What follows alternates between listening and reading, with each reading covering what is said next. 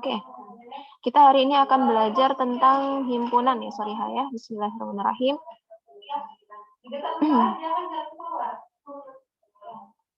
Nah, sebelumnya kalian sudah pernah mendengar kata-kata himpunan belum, Solihah? Sudah. Sudah.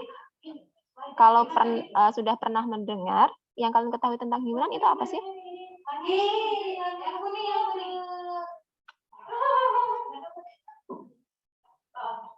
Nggak tahu nih, cuma pernah dengar doang. Cuma dengar-dengar doang. Biasanya dengarnya waktu ngapain nih?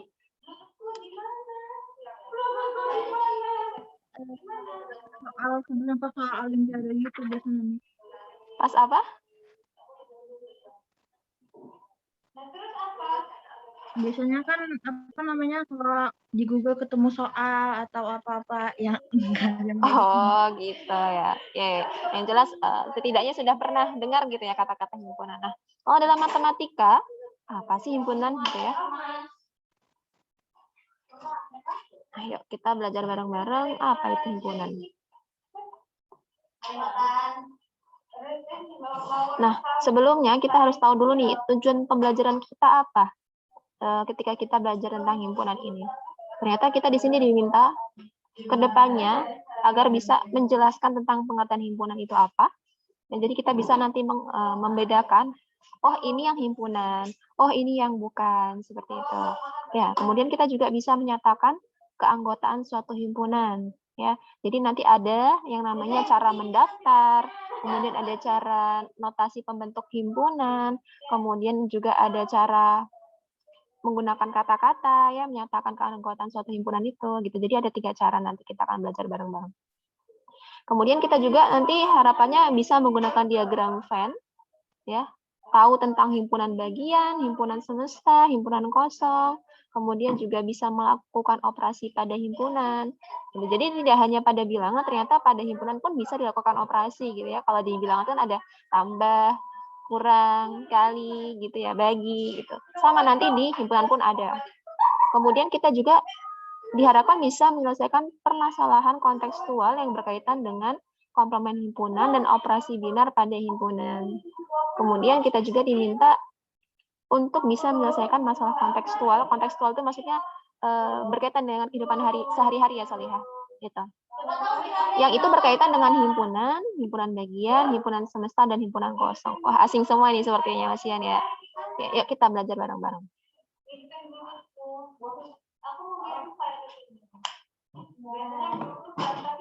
Nah, nanti di sini kita akan ada subbab. Yang pertama ada pengertian himpunan dan operasi himpunan. Nah, yang pertama kita belajar dulu tentang pengertian himpunan ya. Di pengertian himpunan sendiri kita akan belajar subbab, materinya ada 7. Ya, Solihah? Bisa,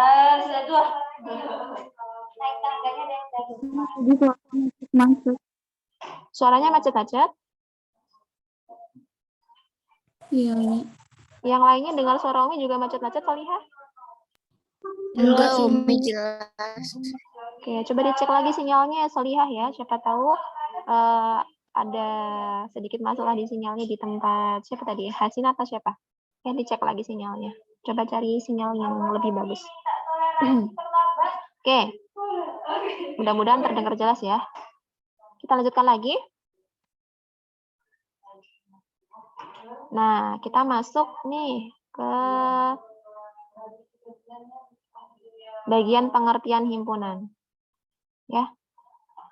Di sini kita akan bisa membedakan mana yang termasuk himpunan dan mana yang bukan himpunan dengan melihat ciri-cirinya. Kalian perhatikan pada tabel ini, ya. Di sini ada kelompok kendaraan beroda 4 atau lebih. Kemudian ada kelompok buku matematika dan sains, dan ada juga kelompok hewan bertelur. Ya. Kemudian di sini yang bukan termasuk himpunan, ada kelompok mobil bagus. Kemudian ada kelompok buku yang menarik untuk dibaca. Kemudian ada kelompok hewan lucu. Nah, berdasarkan tabel ini, apa kesimpulan kalian bisa dapatkan dari himpunan? Menurut kalian apa himpunan itu?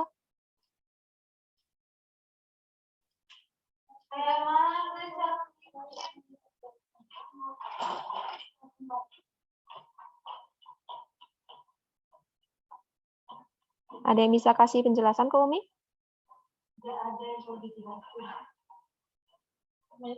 Masih bisa dengar suara Umi ya, Solihah? Iya, Umi. Iya.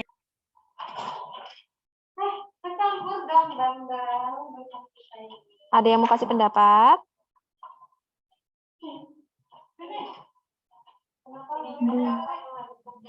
Masih bingung ya? Jadi kalau kalian lihat sebenarnya sini sudah ada jawabannya. Ya. Jadi himpunan itu adalah sekumpulan objek atau benda yang memiliki karakteristik sama atau terdefinisi dengan jelas. Ya. Maksudnya terdefinisi dengan jelas seperti apa, Umi? Ciri-ciri mereka itu ada kesamaan ciri, punya kesamaan sifat ataupun karakteristik objek dalam himpunan tersebut. Ya. Jadi di sini perhatikan Solihah. Kalau kita lihat tabel pertama yang di sini dikatakan termasuk himpunan, kelompok kendaraan beroda 4 atau lebih. Ketika Umi tanyakan seperti itu, kalian bisa mendata tidak, Solihah? Ada apa saja kendaraan beroda 4? Misalnya ini Umi kasih namanya himpunan A. Nah, himpunan A ini kalau misalnya Umi minta kalian suruh menyebutkan, itu ada kendaraan apa saja yang beroda 4 atau lebih?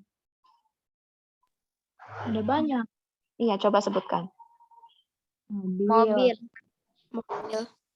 Mobil. Bus. Mobil bus ya, mobil bus. Terus mobil truk gitu ya. Ya. Terus Angkot, Umi. Tuh. angkot. Dan seterusnya gitu ya. Iya. Tapi kalau misalnya Umi tanya, kelompok mobil bagus, kalian bisa mendaftarnya nggak, Solihah? Enggak, karena beda-beda pendapat orang. Beda-beda gitu. Sama. Yang lainnya pun demikian. Ini dikatakan termasuk himpunan, begitupun dengan ini karena mereka bisa kita daftar. Kita bisa menyebutkan apa saja, ya apa saja yang ada dari kelompok tersebut gitu. Tapi kalau yang ini, kelompok buku yang menarik untuk dibaca, kelompok hewan lucu, setiap orang punya pendapat yang berbeda-beda. Makanya kenapa ini dikatakan bukan termasuk himpunan. Jadi jelas gitu. Oh, ini loh anggotanya ini, itu gitu. Ya, paham sampai sini? Paham, Mi. Oke. Paham, Om. Sip. Lanjut ya.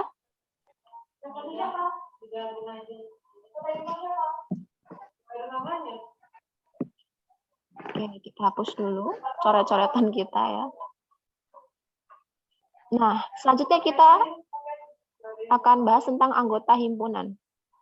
Di sini, suatu himpunan dinotasikan dengan lambang atau dinamai dengan huruf kapital. Nah, makanya tadi sempat Umi tuliskan itu A-nya besar ya. Misalnya A, B, atau D, C, bahkan sampai Z.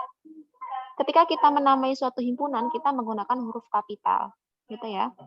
Sedangkan anggota himpunan itu dilambangkan dengan, nah nih, seperti huruf E ya. Tandanya seperti huruf E. Ini namanya elemen atau anggota. Gitu. Sedangkan kalau misalnya itu bukan anggota, kita lambangkan dengan lambang ini ya, lambang ini tapi kita coret-coret gitu. Ya. Jika A adalah himpunan kendaraan bermotor beroda 4 atau lebih, berarti mobil anggota A, truk anggota himpunan A, bus anggota bukan merupakan anggota himpunan A, dan sepeda motor juga bukan merupakan anggota himpunan. Oh, ini salah, yang ini Solihah. Bus di sini masuk ya, ini salah tanda aja. Ya, gitu. Jadi yang nggak masuk sepeda motor, karena sepeda motor merupakan kendaraan beroda 2. Sedangkan tadi yang diminta di sini adalah kendaraan beroda 4. Gitu ya. Kemudian, jika T adalah himpunan alat tulis, berarti buku merupakan anggota T.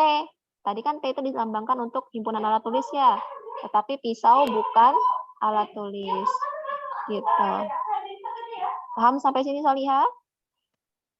Paham, Mi.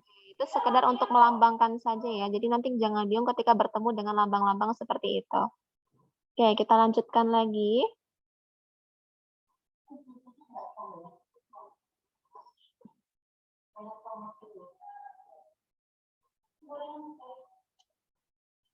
Nah, di sini kita akan belajar untuk menyatakan himpunan. Ya. Jika diketahui himpunan bilangan cacah kurang dari 5 dan himpunan itu dinamai dengan himpunan B, ada 3 cara untuk menyatakan himpunan tersebut. Nah, ada cara apa saja? Yang pertama, kita bisa menyatakan dengan mendaftar. Jadi cara pertama adalah mendaftar. Ya, atau disebut juga dengan metode tabulasi. Ya. Yaitu menuliskan anggota-anggota himpunan di antara kurung kurawal. Kurung kurawal ini yang ini ya, Nak.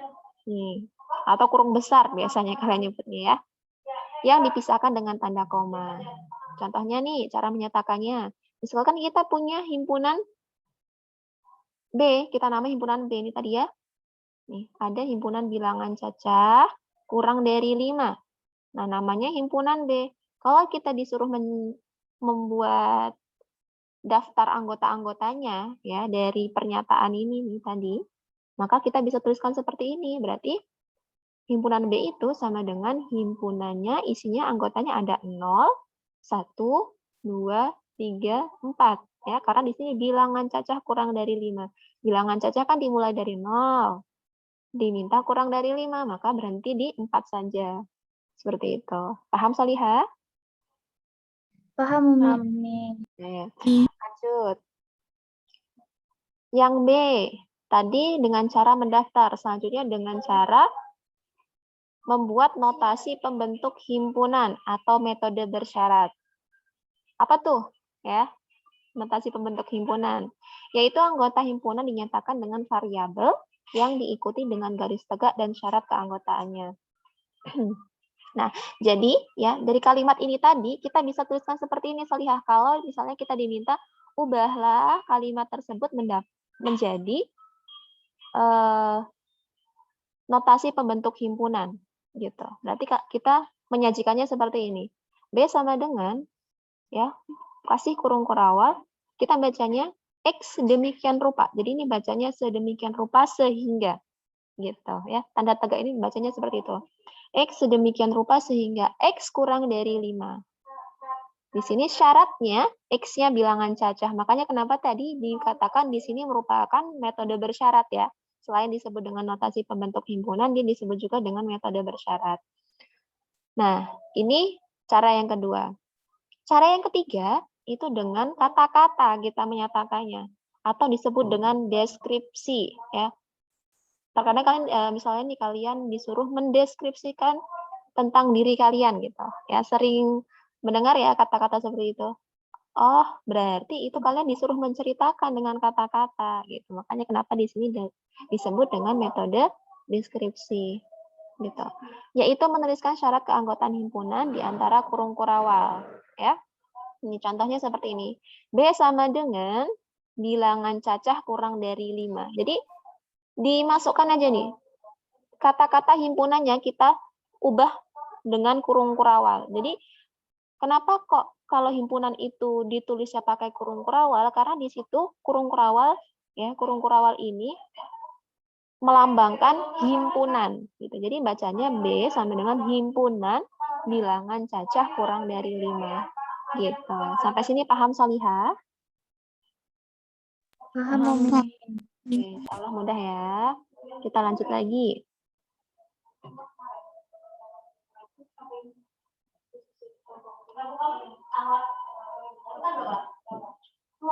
Nah, banyak coretannya ya. Kita hapus dulu sebentar. Nah, lanjut lagi. Kita akan belajar tentang kesamaan himpunan. Ya. Sub yang keempat. Secara umum, dua buah himpunan atau lebih dikatakan sama jika himpunan-himpunan tersebut memenuhi definisi berikut. Ya. Dua himpunan atau lebih dikatakan sama jika setiap elemen itu atau anggota ya, bisa disebut anggota, bisa disebut elemen, yang ada pada himpunan yang satu juga merupakan elemen pada himpunan lainnya, demikian pun sebaliknya. Contohnya nih, ya, Umi punya himpunan pertama itu anggotanya ada H, I, S, A, M.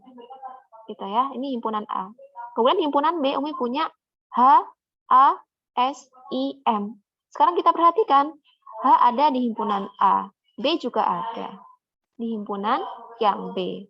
I di himpunan A ada, di B juga ada. S pun di A ada, di B juga ada. A-nya juga gitu, M-nya juga gitu. Oh, berarti semuanya sama nih anggotanya.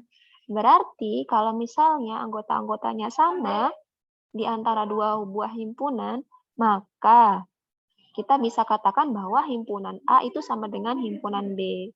Gitu. Itu yang dikatakan sebagai kesamaan himpunan. Bisa dipahami ya? Bisa, Umi. Oke, sip. Kita lanjutkan lagi ya.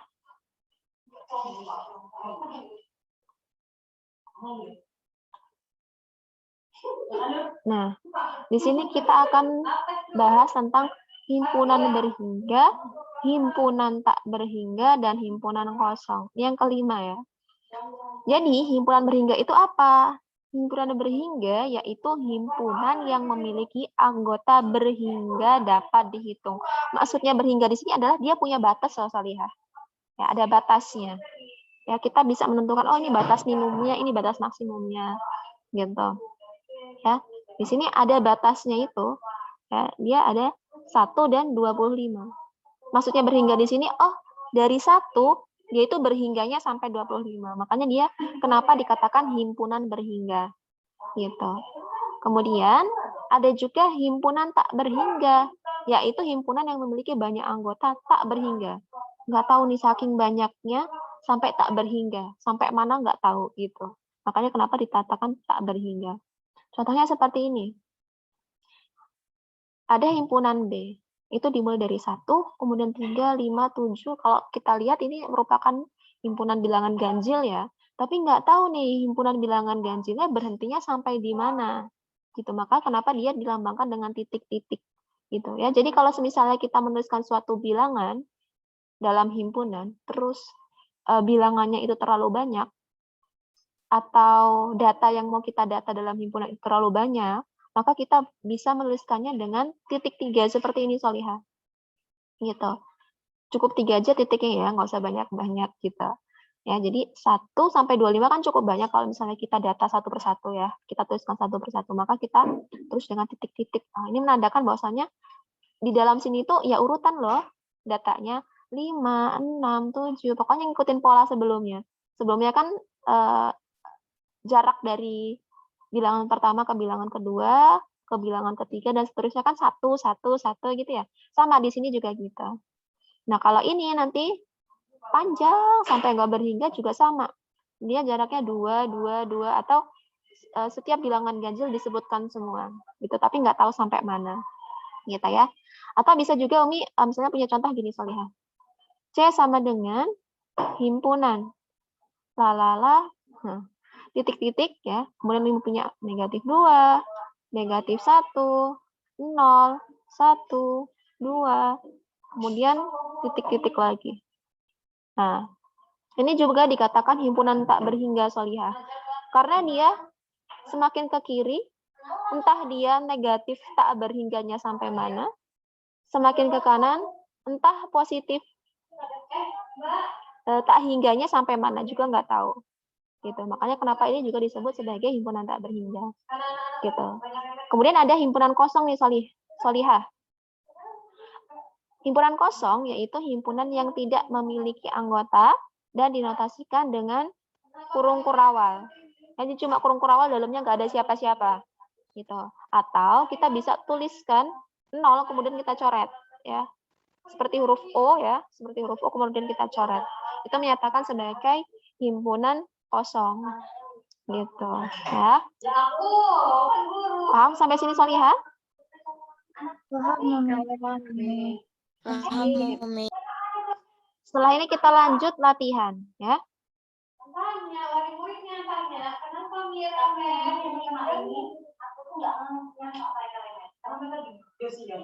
Nah, ini dia.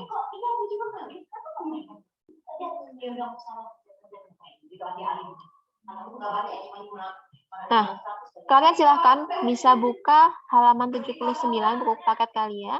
Di sana banyak sekali latihan-latihannya. Ya, nanti kalian bisa kerjakan soal-soal yang belum Umi bahas di sini di buku latihan kalian. Ya, jadi kan misalnya nih di nomor 1, Umi di nomor 1 ini Umi hanya bahas tentang yang sebentar kelabasan ya.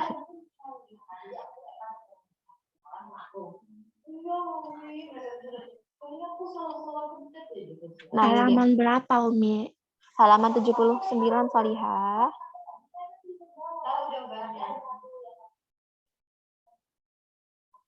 Ini ya. Halaman 79. Ini kenapa dia langsung terus? Oh, dia. Bentar. Dianya lanjut-lanjut. Nah, ini ya. Nah, ini dia Salihah. Kan kalian buka halaman 79 buku paket ya. Kalau misalnya tampilannya Umi buat seperti ini masih kelihatan ya Salihah ya? Masih. Oke. Nah, sip. Kalau kelihatan Umi lanjutkan lagi. Nah, di sini Salihah, kalian perhatikan. Di sini kan Umi hanya membahas beberapa saja nih ya. Nah, sedangkan di situ kalian punya banyak sekali soal yang bisa kalian jadikan untuk latihan. Gitu ya. Nanti sisanya kalian silahkan kerjakan masing-masing ya. Boleh tanya sama kakaknya, boleh tanya sama ibunya, boleh diskusi sama temennya, gitu ya. Yang jelas kalian kerjakan secara maksimal, kemudian nanti ketika meminta dikumpulkan, gitu ya. Jadi pokoknya yang penting kalian kerjakan maksimal, gitu. Ketika nanti meminta dikumpulkan. Gimana Salihah? Ini pakai cara atau langsung tulis di bukunya, Umi? Langsung aja, langsung. Misalnya nih nomor 1, kalian ngerjain yang C gitu kan ya, 1C, langsung tulis aja. 1C, kalian jawab. Misalnya jawabnya iya, tidak, jawabnya kayak gitu aja nggak apa-apa. Tapi kalian nanti di buku kalian tulis nih, oh ini latihan halaman 79 di buku paket gitu. Jadi nanti kalau kalian butuh, kalian langsung buka halaman 79, oh inilah jawaban di halaman 79 gitu. Kalian bisa langsung lihat soalnya. Gitu ya? Paham, Solihah?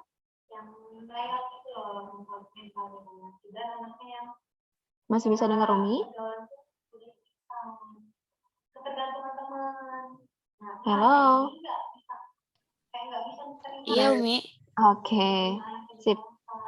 Nah, kita bahas dulu ya dari apa yang ada di slide Umi. Perintah di nomor 1 itu ada salin dan tuliskan iya jika kumpulan berikut merupakan himpunan dan tidak jika bukan merupakan himpunan. Nah, tadi kan kita sudah belajar tuh ya. Oh, himpunan itu yang terdefinisi dengan jelas. Kalau misalnya kita sebutkan antara satu orang dengan orang yang lainnya punya pemikiran yang sama, gitu ya. Tidak hanya pendapat satu orang aja, gitu. Nah, kita lihat sekarang. Umi ambil contoh yang A, ya dari buku kalian. Kumpulan anak muda. Jelas ya, di sini kumpulan anak muda, Umi jawab tidak. Gitu. Kenapa coba? Kalian tahu alasannya tidak? Gimana, Mi? Yang satu, Karena kan anak muda banyak. Anak mudanya mau ditanyain dari umur berapa tahun? Nah, betul sekali. Maka kenapa kumpulan anak muda ini bukan masuk dalam himpunan? Maka kenapa di sini Umi tulis tidak? Gitu. Kan tadi perintahnya tulis iya jika himpunan, tidak jika bukan himpunan. Gitu ya. Barakallahu fiik Salihah. Betul jawabannya ya. Yang B, kita punya kumpulan anak usia 11 tahun hingga 15 tahun. Umi jawab iya. Kenapa? Karena jelas di sini. Ya, yang dimaksud anaknya itu yang usianya 11 tahun sampai 15 tahun. Misalnya, kalau misalnya kita suruh mendaftar nih ya, kumpulan anak usia 11 tahun sampai 15 tahun di kelas 7E, gitu. Misalnya ada siapa aja? Misalnya ada Kaila, terus misalnya ada lagi Sazia, Tata gitu kan. Itu jelas siapa aja yang ada di umur 11 tahun sampai 15 tahun. Makanya kenapa dia masuk ke dalam himpunan. Gitu ya. Oke, nanti di situ ada yang C, D, E, F. Coba kalian kerjakan. Ya, nggak usah ditulis soalnya, cukup tulis jawabannya aja. Gitu ya. Kita lanjut ke nomor 2. Nomor 2, nyatakan himpunan berikut dengan cara mendaftar.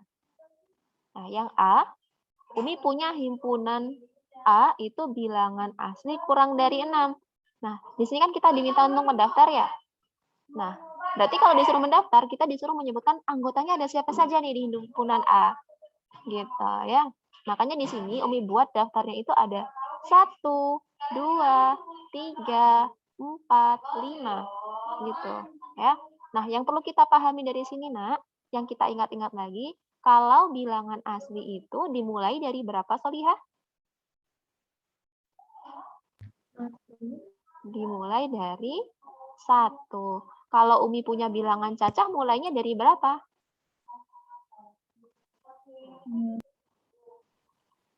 Nol. Dari 0. Betul. Jadi nanti kalau kalian disuruh mendaftar ya, kalian jangan bingung. Kalau bilangan asli berarti kalian mulainya dari 1, tapi kalau misalnya bilangan cacah, kita mulai dari 0. Gitu. Paham ya? Oke, lanjut lagi ke contoh yang kedua. Bilangan asli antara 3 dan 8. Nah, kalau kita punya nih bilangan asli antara 3 dan 8, ada siapa saja ya anggotanya? Ingat, kalau ada kata-kata antara, berarti 3 dan 8-nya nggak masuk, Solihah. Gitu. Maka kenapa di sini ketika Umi daftar bilangan asli yang di antara 3 dan 8, itu hanya ada 4, 5, 6, 7. Gitu. Nah, lanjut lagi ya. Ini A, B. Nah, nanti C-nya kalian kerjakan ya. Kemudian ini ada D. Ya. D, E. Nah, berarti yang C, F, G nanti kalian kerjakan. Silahkan ditandai biar nggak bingung ya, ibu kalian. Ya, sekarang yang D, bilangan bulat minimal negatif 3 dan maksimalnya 3. Berarti kalau ada kata-kata minimal negatif 3, berarti paling kecil negatif 3 gitu, Salihah. Terus maksimal 3. Oh, berarti yang paling besar itu 3. Berarti mereka masuk di dalam daftar yang kita tuliskan di himpunannya. Gitu. Di sini ada negatif 3, kemudian paling besar ada 3. Gitu. Bilangan bulat itu kan ada bilangan bulat negatif, kemudian bilangan bulat positif, gitu ya, juga ada 0, gitu kan ya. Berarti ada negatif 3, negatif 2, negatif 1, 0, 1, 2, 3, gitu. Ya. Lanjut. Yang E. Bilangan asli maksimal 6. Ya. Maka jika didaftar akan menjadi 1, 2, 3, 4, 5, 6. Gitu. Karena di sini ada kata-kata maksimal, jadi 6-nya tetap masuk. Sampai sini paham, Solihah? Paham. Oke. Gak ada masalah ya, insya Allah ya. Kita lanjutkan lagi ke nomor 3. Nah, nomor 3 ini Umi berikan contoh yang A dan E. Berarti nanti kalian tandai. Selain A dan E, itu kalian kerjakan. Ya. Umi, saya mau nanya, ini semua soal di halaman ini kita kerjain? Kecuali yang sudah Umi jelaskan. Jadi kan tadi Umi minta jawabannya saja. Ya. Kalau jawabannya saja insya Allah nggak terlalu banyak kesolihan nulisnya. Paham?